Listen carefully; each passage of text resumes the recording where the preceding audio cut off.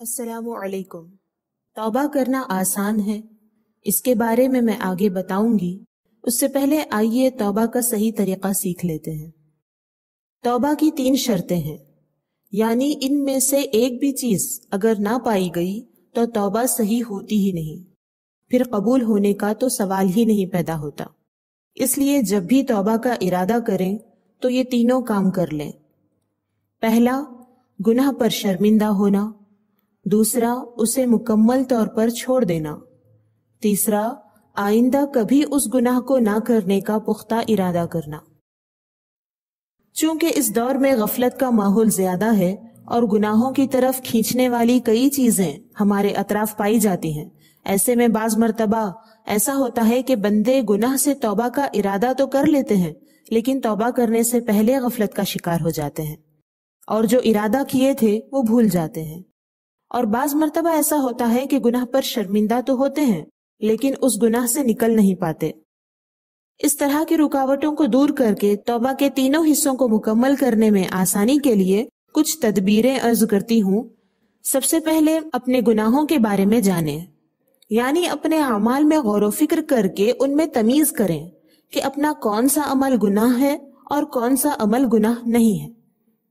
کیونکہ شیطان یہ وسوسہ ڈالتا ہے کہ ہم بہت زیادہ گناہ گار ہیں، سارے گناہ تو چھوڑ نہیں سکتے، اس لیے ضروری ہے کہ ہم اپنے سارے اعمال میں غور کریں کہ یہ آخر گناہ ہیں کتنے۔ اس سے ہمیں سمجھنے میں مدد ملے گی کہ جو گناہ ہوں گے وہ سامنے رکھے ہوں گے اور ہمارے اندر ہمت پیدا ہوگی کہ اتنے گناہ ہیں جن سے ہمیں باز آنا ہے، تو اس سے ہو سکتا ہے کہ ہم گناہ سے توبہ کرنے پر خود کو آمادہ کر سکیں۔ لہٰذا آسانی کے لیے سب سے پہلے ایک ڈائری لیں اور اس میں اپنے تمام اعمال کی فہرست درج کر لیں۔ پھر خود کو جتنا علم ہے اس کے مطابق اعمال میں تمیز کریں، یعنی ایک ایک عمل کو دیکھتے جائیں۔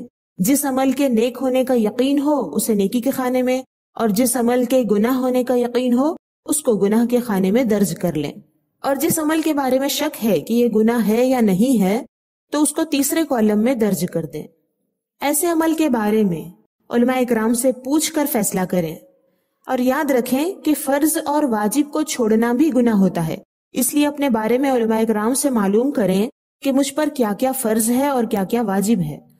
یہاں یہ بات بہت اہم ہے کہ جسے دین اسلام کی جانکاری جتنی زیادہ ہوگی اس کا حساب اتنا صحیح بنے گا، اس لیے ضروری ہے کہ علم حاصل کرتے رہیں، اور جس عمل کے بارے میں علم ہو جائے کہ یہ گناہ ہے تو اسے گناہ کے کالم میں لکھتے جائیں۔ خاکہ بنانے کے بعد اسے غور سے دیکھیں اور اپنے کیے پر شرمندہ ہوں۔ دل کو نرم کر کے اللہ کو یاد کریں، 2 رکعت نماز پڑھ کر اپنے اعمال پر روئیں، پھر اللہ سے دعا کریں، گناہوں کی معافی مانگیں اور فوراً گناہوں کو چھوڑ دیں۔ گناہوں کو مکمل طور پر چھوڑنے میں آسانی کے لیے اس گناہ کی برائیوں کے بارے میں اور اس گناہ سے ہونے والے عذاب کے بارے میں کتابوں میں پڑھیں یا علماء اکرام کے بیانات سنتے رہیں۔ ان باتوں کے بھول جانے کا خوف ہو تو ڈائری میں اس گناہ کے آگے اس سے ہونے والے عذاب کو بھی لکھ لیں۔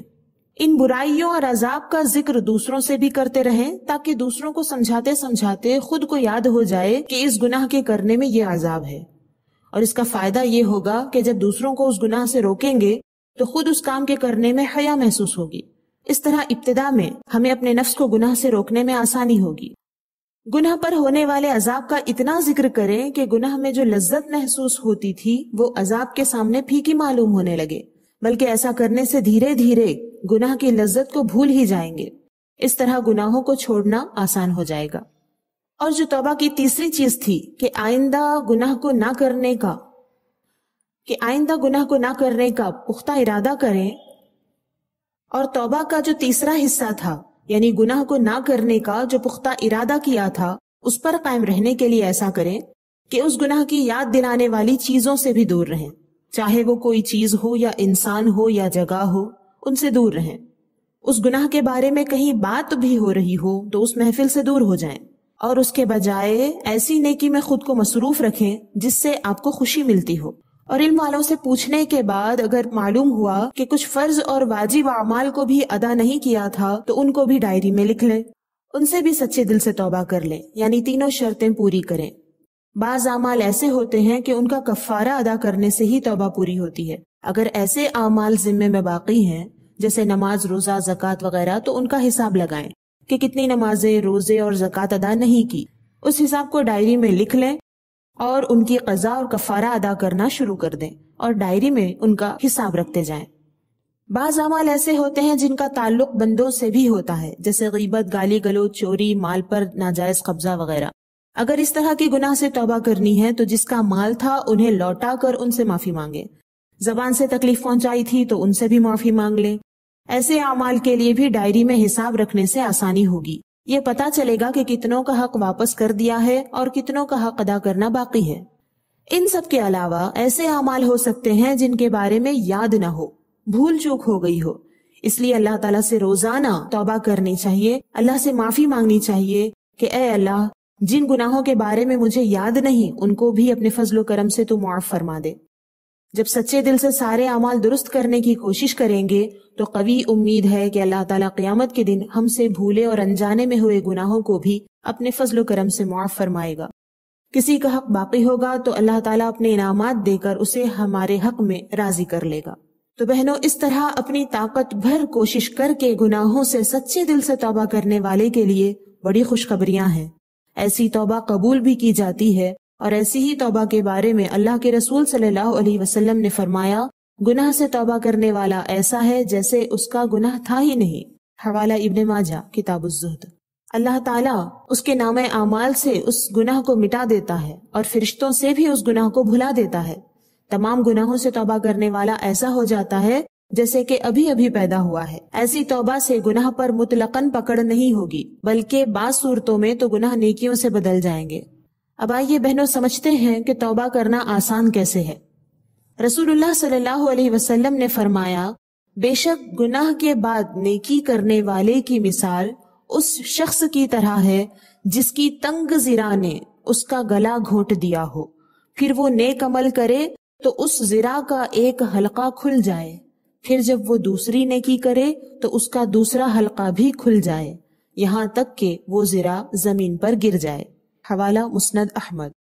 اللہ کے رسول صلی اللہ علیہ وسلم نے کتنی پیاری مثال سے ہمیں ہماری حالت سے آگاہ کرایا اور گناہوں کو چھوڑنے میں ہماری حوصلہ افزائی بھی فرمائی ہے کہ ہم جب تک گناہ میں ہیں، تنگ ذرا سے جکڑے ہوئے ہیں، گھٹن میں ہیں، تکلیف میں ہیں، جیسے ہی ہم نے ایک گناہ کو چھوڑ دیا تنگی کم ہو گئی، دوسرے گناہ کو چھوڑ دیا تنگی اور کم ہو گئی۔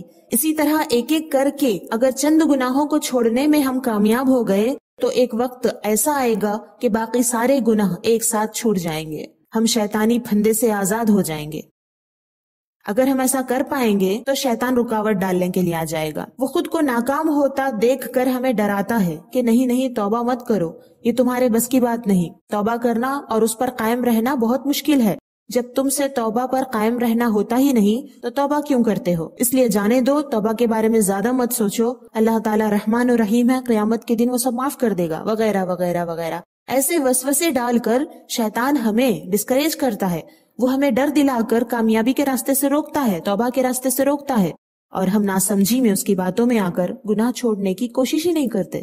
میں تو کہتی ہوں کہ توبہ کرنا مشکل نہیں، بلکہ جھوٹے دل سے توبہ کرنا یعنی توبہ کا ناٹک کرنا مشکل ہے، کیونکہ جو بندہ جھوٹی توبہ کرتا ہے اس کا ضمیر گواہی دیتا ہے کہ تو نے سچی توبہ نہیں کی، تو نے تو خود سے بھی جھوٹ کہا، دوسروں سے بھی جھوٹ کہا، لیکن تو اللہ سے جھوٹ نہیں بول سکتا، وہ سب جانتا ہے کہ تو نے توبہ نہیں کی، اب تو کیا صورت لے کر اللہ کے پاس جائے گا۔ ضمیر کی یہ آواز اسے پریشان کرتی ہے، ایسا بندہ اللہ کی بارگاہ سے بھاگتا ہے اور گناہوں میں ہی سکون تلاش کرتا ہے۔ جھوٹے دل سے اللہ کی طرف جانا مشکل ہے، سچے دل سے رجوع اور توبہ کرنا بالکل بھی مشکل نہیں ہے۔ سوچ کر دیکھیے، اپنوں کی طرف پلٹ کر جانا آسان ہوتا ہے یا مشکل؟ اللہ سے بڑھ کر کون اپنا ہے؟ انا للہ و انا الیہ راجعون، ہم اللہ کے ہیں اور اسی کی طرف لوٹ کر جانا ہے۔ توبہ کر کے لوٹنا آسان ہے، کیونکہ اگر ہم سچے دل سے توبہ کریں گے تو ہمیں پتا ہوگا کہ اللہ تعالی ہم سے خوش ہوگا، اپنے خاص انعامات عطا کرے گا، فرشتوں کے درمیان ہمارا ذکر کرے گا اور خوشی ظاہر فرمائے گا، گویا کہ ہم دنیا بھر کی ٹھوکریں کھانے، تکلیفیں اٹھانے، گناہوں کے زہر سے ڈسے جانے کے بعد ان سب سے چھٹکارا پانے کے لیے اللہ کی طرف اس یقین کے ساتھ لوٹ رہے ہیں کہ وہاں ہر خطرے سے حفاظت ملنے والی ہے، ہر دشمن سے پناہ ملنے والی ہے۔ تو ایسے میں کیوں کر توبہ کرنا مشکل لگے گا؟ یقیناً مشکل نہیں بلکہ آسان لگے گا اور اسی میں سکون ملے گا۔ آج ہی ہم ارادہ کرتے ہیں کہ اللہ کے رسول صلی اللہ علیہ وسلم کے بتائے اس طریقے کو اختیار کر کے ہم پوری طرح گناہوں کی تنگ زرہ سے خود کو آزاد کریں گے۔ ہمیں اللہ کے وعدے پر یقین ہے، رسول اللہ کے وعدے پر یقین ہے۔